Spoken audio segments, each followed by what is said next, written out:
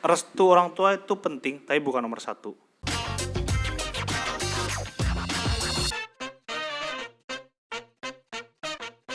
Halo teman-teman, iya, kali ini kita coba buat ganti angle-nya. Kita lagi nyoba-nyoba nyari angle yang pas, yang mana. Bahkan kalian kalau ya, kita itu ganti studio. Widih, bukan studio sih, cuman ganti tempat gitu lah. Nah, kalau kalian suka yang kemarin atau suka yang biasanya, tinggal komen di bawah ya, bagusnya yang mana. Kali ini kita mau bahas soal percintaan. Cuman aku mau ngebedah short movieku yang rencananya ya masih wacana sih sebenarnya, yang berjudul restu orang tua itu penting, tapi bukan nomor satu. Kalian setuju nggak? Pasti langsung ya ini sebenarnya satir sih sebenarnya. Karena gini, udah tunangan, udah lamaran, ternyata banyak yang gagal juga gitu loh. Lah itu kenapa gitu kan? Dan aku mikir lagi, kok agak sama ya. Artinya restu orang tua itu penting tapi bukan nomor satu. Kalau udah lamaran, udah tunangan, itu udah direstuin dong dari dua keluarga. Tapi kenapa banyak gitu loh? Banyak kan? Coba yang nonton video ini komen ya kalau yang tahu udah tunangan, udah lamaran tapi gagal, itu kenapa sih kira-kira? Artinya memang menurut aku pribadi harus dua orang itu yang benar-benar cocok dulu gitu loh, baru lamaran. Atau bahkan kalau udah lamaran juga emang harus berproses loh, nggak berhenti sampai di situ, prosesnya tetap lanjut. Nah ini juga saya pernah ngobrolin sama ibuku sendiri. Aku pernah bilang kalau aku nikahnya tuh bakalan tua gitu. Nah bukan berarti karena aku ngeliat Mbak Imong ya, bukan ya. Walaupun aku ngefans sama Mbak Imong, aku juga ngefans sama Desta. Cuman ini kan jodoh ya, takdir orang beda-beda. Cuman aku bedah juga ya, kenapa orang-orang yang ya beliau ya, orang-orang yang udah mampu secara finansial, mampu secara kematangan, kok belum dapat jodoh ya. Emang ternyata susah gitu loh nyarinya. Apalagi tadi aku bilang, emang dua pribadi yang mampu menerima satu sama lain, mampu belajar gitu loh. Maka pasti sesuatu hal yang bisa dilihat itu bisa dinilai. Kita langsung bahas yang lainnya lagi. Kenapa aku bilang nikahnya agak lama? Itu tadi aku jelasin. Tapi aku juga bukan berarti kontra dengan orang yang nikahnya dini ya. Aku setuju kalau dia itu udah nikah muda ataupun udah ketemu jodohnya, ya segeralah menikah gitu loh, Bud. Aku pun kalau misalnya nih habis video ini tayang ada yang cocok, kalau emang itu jodohnya cocok, ya udah nikah aja nggak apa-apa. Jadi aku dari sudut pandang orang yang nikah muda, ya itu tadi, kalau yang aku sebenarnya pro gitu loh. Cuman yang saya kritisi adalah niatnya gitu loh. Kalau misalnya emang bener sih kadang orang bilangnya untuk menghindari zina. Aku agak resah soal itu. Memang bener untuk menghindari zina. Tapi juga bukan hanya itu loh tolak ukurnya, tapi kesanggupan orangnya itu gitu loh. Karena kalau kita bahas zina adalah hormon. Ketika orang punya hormon tinggi untuk menghindari zina itu, apakah dia bisa jamin kalau dia umurnya 30, 35, 40, dia masih tetap bugar gitu loh. Karena banyak orang yang pisah gara-gara masalah itu gitu loh kan. Ya kan? Masalah orang ketiga, masalah soal batin ya kan, kepuasan batin dan lain sebagainya gitu loh. Makanya emang harus diobrolin semuanya. Ini tujuannya ini apa? Kita kedepannya ekonominya kayak gimana? Dan juga tadi itu soal ya seksnya juga gimana. Jadi semuanya emang harus diobrolin gitu kan. Kalau garis besarnya kalau aku pribadi gini, menikah itu adalah dua orang dan dua keluarga yang mampu sama-sama belajar. Kenapa kayak gitu? Karena sekarang gini, pertama nikah, lamarannya aja itu udah pasti diskusi, belajar hal baru. Kalau si pihak cowoknya mintanya kayak gini, pihak ceweknya minta kayak gini, beda. Jadi kan harus belajar untuk menyatukan, untuk menyesuaikan mungkin adatnya, budayanya. Artinya emang harus belajar gitu kan. Kemudian setelah menikah, kalau dalam agama saya, emang kalau bisa tidak diikut campurkan oleh mertua. Artinya kalau pihak cewek itu ya udah nurut sama suaminya, ya kan? Lah suami seorang cowok juga yang dikedepankan adalah ibunya, ya kan? Kalau misalnya ibunya yang didahulukan adalah ibunya gitu loh. Kalau misalnya ibunya minta sesuatu hal yang emang perlu, ya kita mengedepankan ibunya. Kita seorang cowok mengedepankan ibunya, bukan istrinya. Jadi yang diutamakan adalah ibunya. Beda kalau misalnya cewek. Nah, obrolan itu aja itu susah banget tau kalau misalnya kita mempraktekkan. Karena kalau orang udah dari rumah tangga, pasti kan ada masalah ekonomi, waktu dan sebagainya. Makanya yang artinya adalah belajar. Dua orang, dua keluarga yang mampu belajar. Kalau orang nunggu praktek dulu, yang ada dia juga bakalan banyak masalah. Nah, artinya memang jangan semata-mata memandang itu dari satu sudut pandang itu loh. Jadi kalau dalam bahasa pepatah tuh jangan lihat orangnya, tapi lihat apa yang diomongkan. Lanjut soal belajar tadi. Punya anak satu mau sekolah di mana? Debat lagi kan, belajar lagi.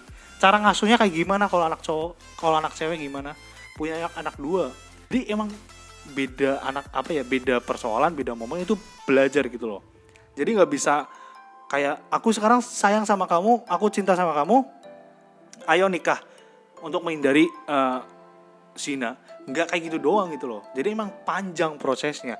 Hebatnya nih ya, kalau dalam segi agama ya, emang tidak ada pacaran. Entah kenapa orang zaman dulu itu rata-rata langgeng ya. Nah kalau tadi aku bilang prosesnya panjang, bukan berarti aku menyuruh kalian untuk pacaran. Bukan berarti seperti itu ya, maksudnya ya memang perlu kita berproses biar kita kenal satu sama lain. Tapi bukan tidak harus pacaran juga. Karena kalian juga pasti bakal ngomong lah, pacaran lama juga belum tentu ya kan. Ataupun kadang yang pacaran sebentar langsung nikah. Dan kenapa aku ngangkat video ini juga pernah di tahun berapa ya, bukan belakangan ini, di salah satu daerah sini, distrik sini, ya itulah kalau udah kalimat distrik udah spesifik ya, angka perceraian itu paling tinggi. Kalau nggak salah ada 4, semoga nanti ada info buktinya ya, soalnya aku pernah denger ini, angka perceraian paling tinggi, angka hamil di luar nikah paling tinggi, HIV paling tinggi, dan homo. Itu ada di distrik ini. Di distrik saya berada maksudnya loh.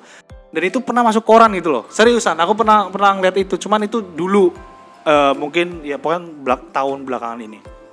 Dan aku mikir lagi, kok nyambung ya empat-empatnya gitu loh. Pertama, perceraian. Angka perceraian tinggi menyebabkan anaknya broken home. Anaknya broken home jadi kurang perhatian, nakal. Hamil di luar nikah, karena hamil di luar nikah membuka peluang untuk nakal yang lebih kejam lagi, maksudnya lebih tragis lagi, jadi HIV. Dan kalau homo ya kurang tahu juga ya itu kayak penyebabnya kayak gimana, cuman ya mungkin HIV juga gara-gara homo juga. Artinya adalah ini ada di lingkungan kita gitu loh, jadi kita harus peduli untuk itu. Kayak misalnya di pantai nih, ada sebuah gubuk gitu.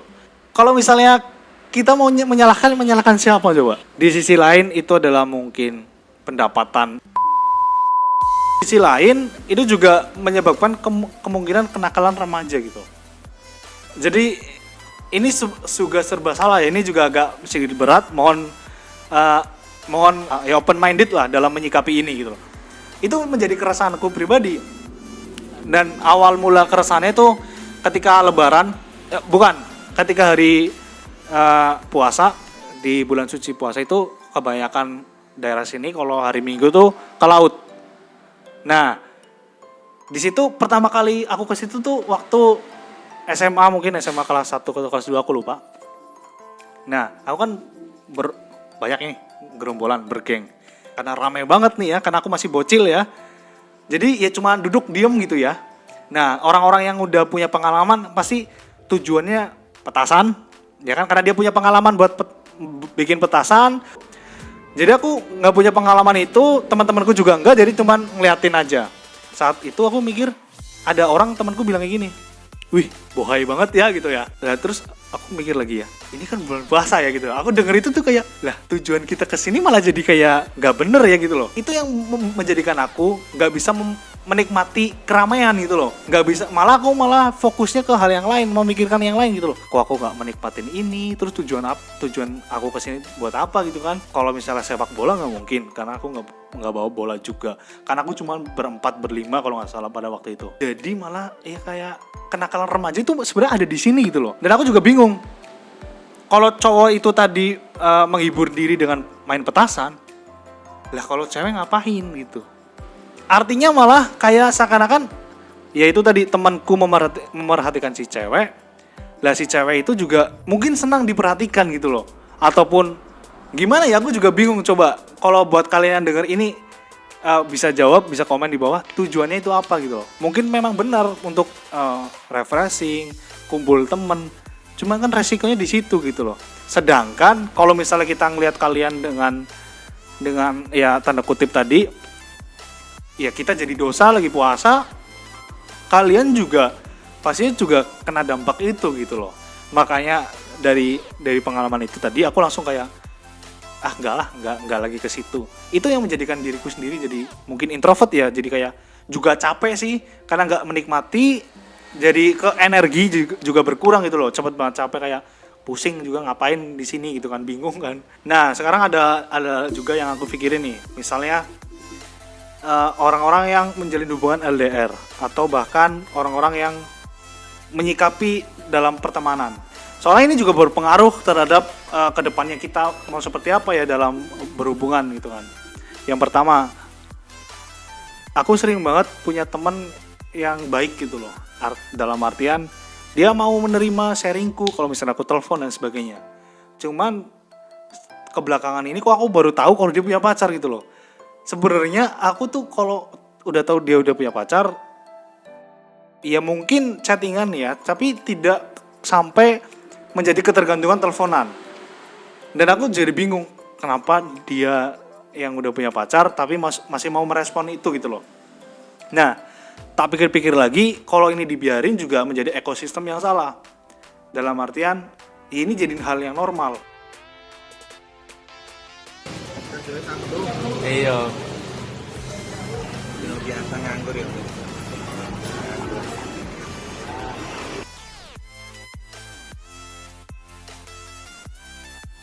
Karena balik lagi, otomatis bagi cowok juga itu hal yang menguntungkan, karena siapa sih yang nggak mau teleponan setiap malam, siapa sih yang nggak mau sharing hidupnya, masalahnya dan sebagainya sama cewek yang dia suka. Nah, dan di situ aku langsung kayak ya emang harus dikritisi gitu kan. Dampaknya ya jadi nggak teleponan lagi. Sama seperti yang kemarin aku bahas juga, cowok kebanyakan tuh nggak pengen rugi gitu loh. Banyak yang nggak mau rugi. Makanya sesuatu hal yang ya mau dia punya pacar, mau dia kayak gimana juga dibiarin aja. Dan ini yang menjadi keresahanku untuk mencari jodoh gitu loh. Emang susah gitu loh. Kalau itu dibilangin juga pasti akan ada orang yang tersinggung, ya kan? Kalau nggak dibiarin juga menjadi ekosistem yang salah. Dalam artian itu jadi normal gitu loh. Orang yang udah punya pacar tapi teleponan sama cowok lain. Ataupun banyak topik-topik yang ada di pengalamanku dan ada di kehidupanku. Cuman mungkin ya itulah salah satu contohnya. Jadi mungkin terlalu panjang lebar dan aku juga nggak mau jadi kesannya curhat.